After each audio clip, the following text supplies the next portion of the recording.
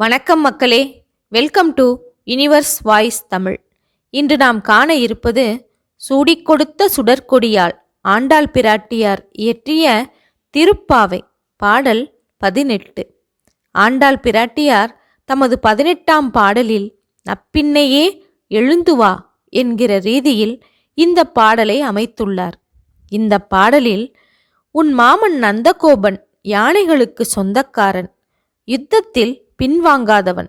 அவனுடைய மருமகளாகிய நப்பின்னையே, நீ பந்து விளையாட்டில் கண்ணனை தோற்கடித்தவள். உன் கணவன் கண்ணனோ எல்லா காரியங்களிலும் ஜெயத்தை தரக்கூடியவன். அந்த கண்ணனை பாட நாங்கள் எல்லோரும் வந்திருக்கின்றோம். நீ மகிழ்ச்சியோடு கதவை திற என்று அந்த பெண்கள் சொல்வதாக இந்த பாடலை அமைத்துள்ளார். இந்த பாசுரமும் நந்தகோபன், நப்பின்னை, கண்ணன் ஆகியோரின் பெருமைகளை நம் நெஞ்சில் நிறைப்பதற்காகவே பாடப்பட்டதாகும். அற்ப சுகங்களை தரக்கூடிய இல்லங்களை நாடிச் செல்ல மாட்டோம். நிலையான இன்பத்தை தரக்கூடிய வீடு பேற்றினை தருபவன் அந்த கண்ணன் ஒருவனே.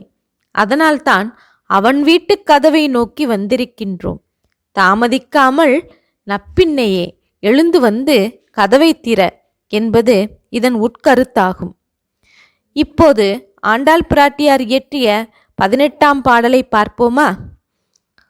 உந்து மதக்களிற்றன் ஓடாத தோள்வழியன் நந்தகோபாலன் மருமகளே நப்பின்னாய், கந்தம் கமழும் குழலி கடை திறவாய், வந்தெங்கும் கோழி அழைத்தனகான், மாதவி பந்தல் மேல் பல்கால் குயிலினங்கள் கூவினகான், பந்தார் விரலி உன் மைத்துனன் பேர்பாட, செந்தாமரை கையால் சீரார் வளையொழிப்ப, வந்து திறவாய் மகிழ்ந்தேலோர் எம்பாவாய் என்று பாடுகின்றார்.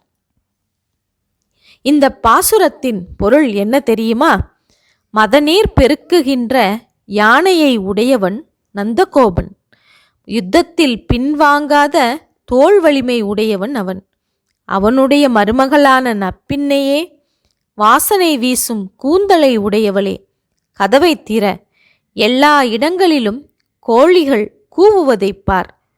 குறுக்கத்தி கொடியாலான பந்தல் மேல் குயில் கூட்டங்கள் பலமுறை கூவுவதைப் பார்.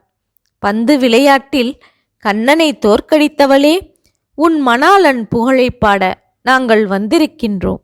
உன் செந்தாமரை கையில் சீராக அடுக்கியிருக்கும் வளையல்கள் சப்தமிட, மகிழ்ச்சியோடு வந்து கதவை திறந்துவிடு என்கிற பொருள்பட இந்த பாசுரத்தை அமைத்துள்ளார் ஆண்டாள் பிராட்டியார்.